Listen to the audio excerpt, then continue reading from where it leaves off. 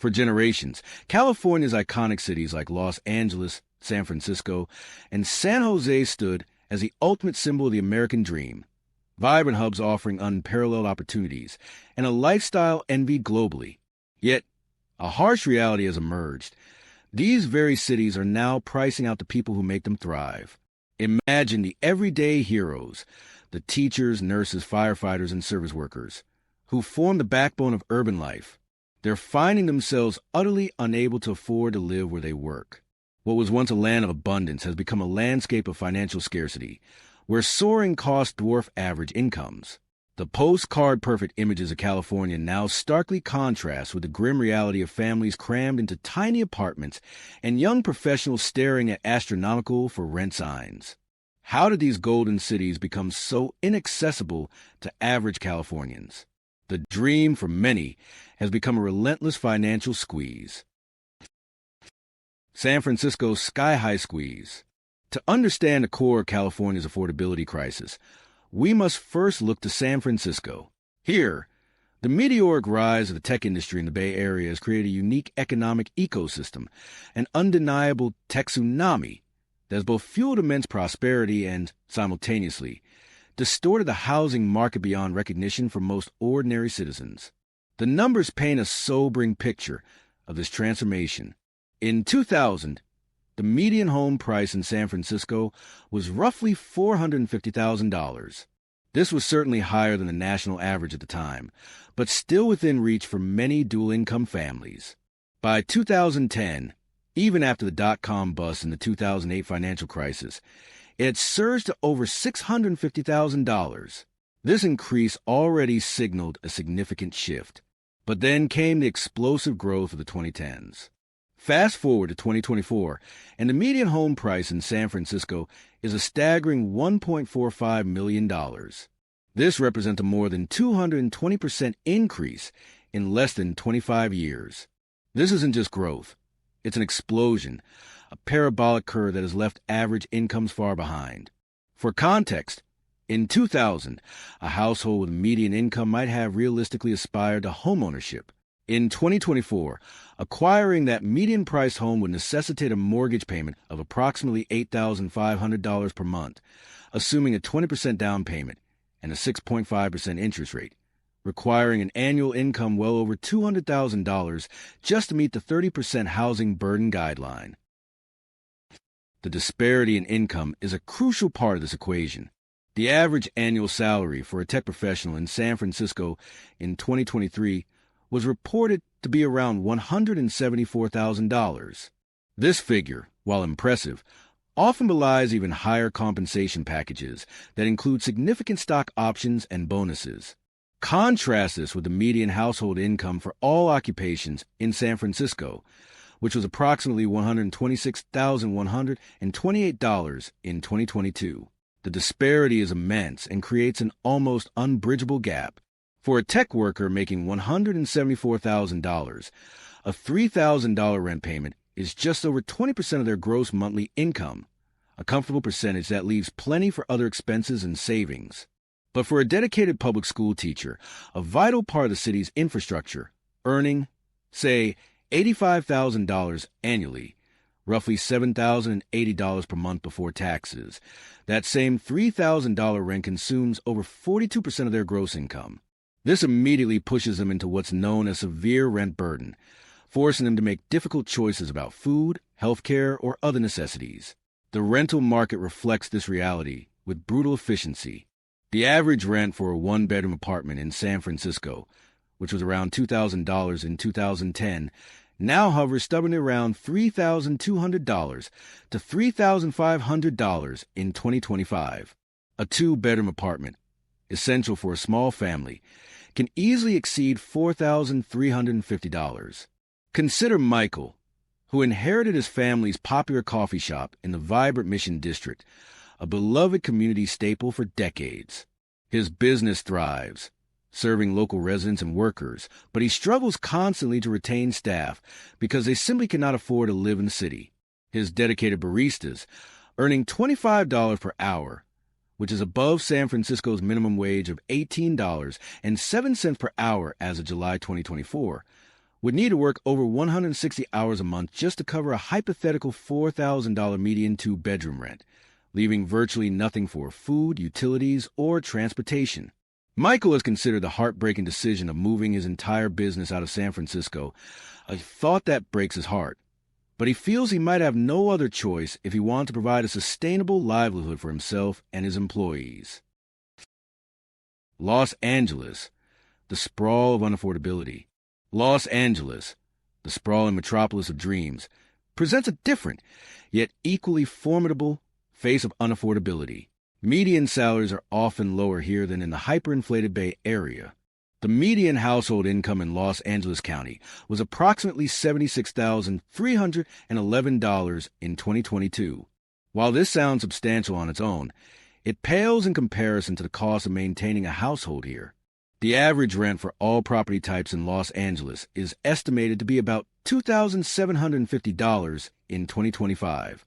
Breaking it down further, a one-bedroom apartment averages around $2,400, and a two-bedroom, often necessary for even a small family, averages around $3,295.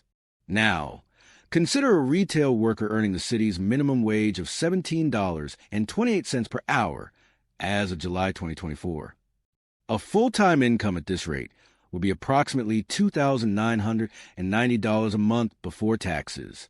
This means that nearly the entirety of their gross income is consumed by a one-bedroom rent, leaving less than $600 for all other expenses like food, utilities, transportation, and health care. This isn't living. It's a constant, exhausting struggle for survival. Homeownership, for the majority of Angelenos, remains a distant fantasy.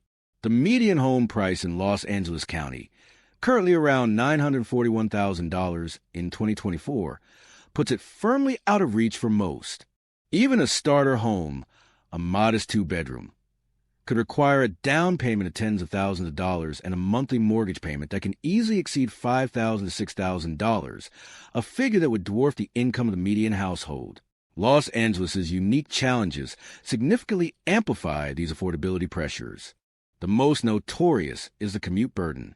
LA's legendary traffic isn't just an annoyance, it's a direct consequence of unaffordability.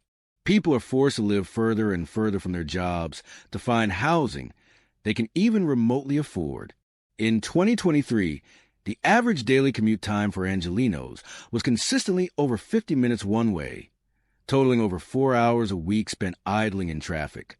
This translates into higher gas costs, increased vehicle maintenance, and immense personal time loss. Time that could be spent with family, pursuing education, or simply resting. For many, the cost of their commute in both money and time becomes an invisible but substantial tax on their income. Another significant factor is the luxury-first development trend.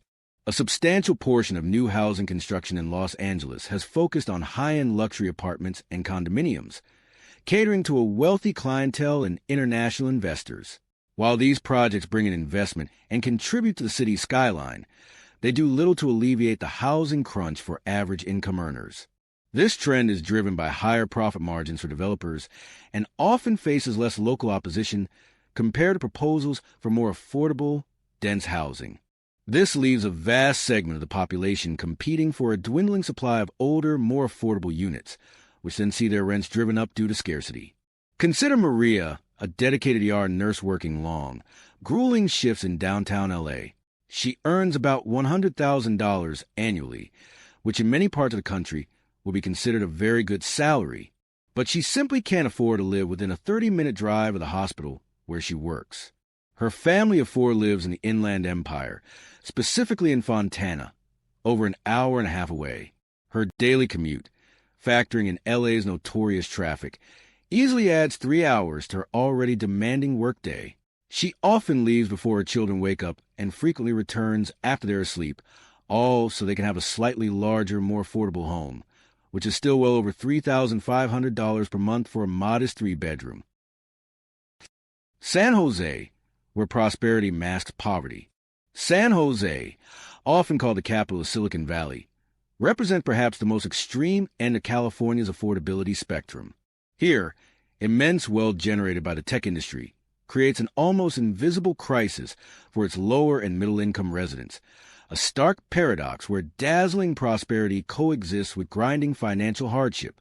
The city's affluence is undeniable, but it's concentrated, creating a metropolitan area where average incomes are simply no match for the cost of living, leaving essential workers struggling in the shadows of opulence.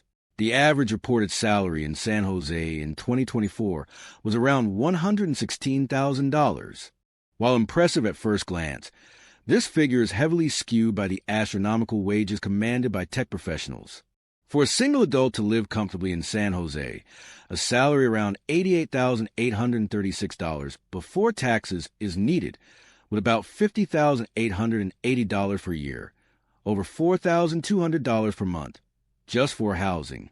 This comfortably is a relative term, implying a basic standard of living without much room for luxury or significant savings. San Jose's housing expenses are an astounding 221% higher than the national average, making an outlier even within California. The average rent for all apartments in San Jose in 2025 is projected to be between $2,320 for smaller units and $4,108 for larger ones. A two-bedroom apartment, crucial for a family, averages around $3,300. This means that even a household with solid middle-class income would struggle to find adequate housing without dedicating an unsustainable portion of their budget. Homeownership is an even more distant dream. The median home price in San Jose reached approximately $1.35 million in 2024, making it one of the most expensive cities for homeownership in the entire United States. Only the top echelon of earners, typically those in senior tech roles or with significant inherited wealth, can realistically afford to buy property here. For most working-class or even middle-class families, the idea of owning a home in San Jose remains a fantasy. This brings us to the profound tech wage gap. The pervasive presence of tech giants like Apple, Google, and Meta and their massive employee bases has fundamentally inflated prices across the board, not just for housing, but for everything from a cup of coffee to professional services. The average tech salary in Silicon Valley, reported at a staggering $157,000 per capita in 2023, sets an unsustainable market for those in non-tech fields. A public school teacher in San Jose, earning an average salary of around $95,000, faces an almost insurmountable barrier to homeownership. Even renting a two-bedroom apartment would consume over 40% of their gross income, pushing them deep into a housing burden. Consider Officer Ben, a dedicated patrolman for the San Jose Police Department. He earns a solid salary that would allow him to live comfortably in many other cities. However, he lives with his family in Tracy, an hour's drive east, simply because it's the closest place he can afford a home with a yard for his children. He works long, unpredictable hours, and the 2-hour round-trip commute eats deeply into his sleep and precious family time. He feels a deep connection to the city he protects and serves, but knows, with a heavy heart, that he can never afford to raise his children there, despite dedicating his life to its safety. The ripple effect, beyond the big three. The intense pressure from San Francisco, Los Angeles, and San Jose isn't contained within their city limits. It creates a powerful, undeniable ripple effect, driving up prices in adjacent suburbs and even more distant communities across the state.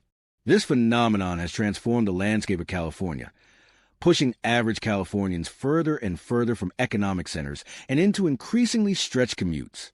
Commuter towns, once affordable havens, are now experiencing their own versions of the housing crisis. Communities like Tracy, Livermore, or Stockton for the Bay Area, and Palmdale, Lancaster, or Moreno Valley for LA have seen their housing costs rise dramatically as people are pushed further out in search of affordability. For instance, the average rent for a one-bedroom apartment in Sacramento, once considered California's relatively affordable capital, has increased from around $1,000 in 2010 to over $1,550 in 2025, a significant 55% jump. While still lower than the major hubs, this rapid increase puts immense pressure on local residents whose wages have not kept pace. Similarly, the median home price in Sacramento, which was about $250,000 in 2010, has jumped to approximately $475,000 in 2024, nearly doubling in just 14 years. largely due to Bay Area spillover and the migration of those priced out of coastal cities.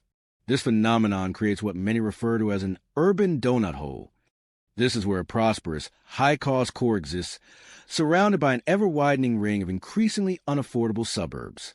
People living in these outer rings commute long, arduous distances, sacrificing hours of their day, hundreds of dollars in fuel and vehicle maintenance, and immense personal time and quality of life.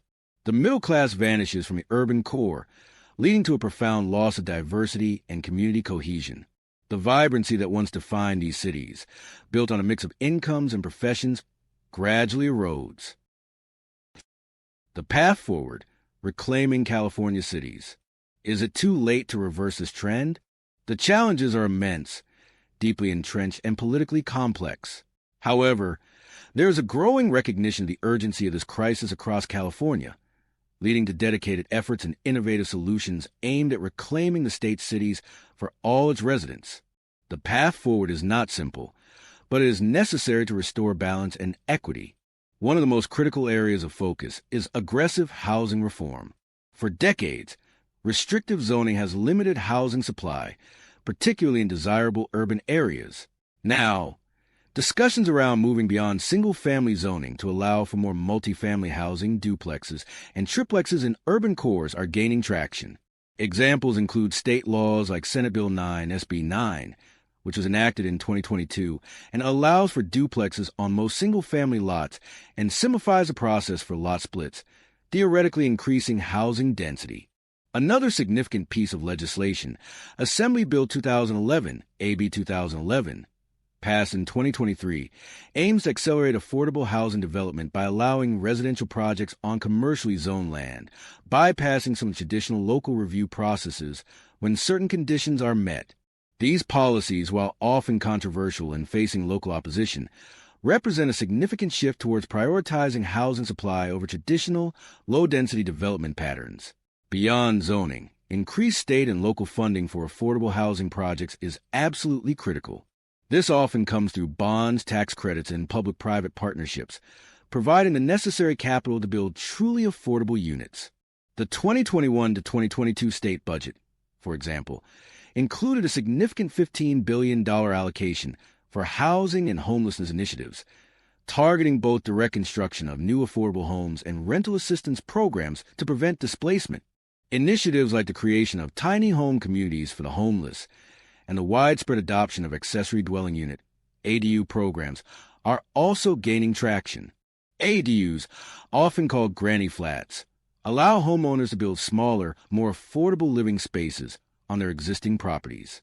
In 2023, ADUs account for nearly 20% of all new housing permits in California, a measurable step toward increasing density and providing more flexible, affordable housing options. Tenant protections are also being strengthened. Rent control measures, while a subject of ongoing debate regarding their impact on overall housing supply, have been implemented in some cities to provide immediate stability for current renters, preventing massive, sudden rent hikes. California's statewide rent cap, enacted through Assembly Bill 1482 in 2019, limits annual rent increases to 5% plus the local cost of living index, CPI, offering a crucial layer of relief for millions of renters across the state. Furthermore, there is a growing movement to rethink urban planning entirely. This involves a shift towards creating more walkable, bikeable, and transit-oriented communities. By reducing reliance on expensive private car ownership, and by bringing jobs, housing, and services closer together, cities can alleviate some of the financial burden of long commutes and expensive transportation costs. Investments in robust public transportation networks are key to this vision, ensuring that people can access opportunities without needing a costly vehicle. Your city, your story. We've explored the complex tapestry of California's cost of living crisis, delving into specific cities and the forces that have priced out so many average citizens. We've examined the dizzying heights of housing costs in places like San Francisco and San Jose, the sprawling struggles in Los Angeles, and the quiet squeeze impacting communities across the state. But this isn't just a story told through statistics and expert analysis.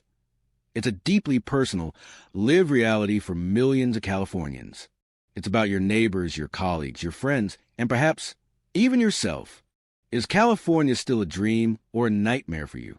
We want to hear your voice, your experiences, your perspective. Your story adds invaluable depth to this critical conversation.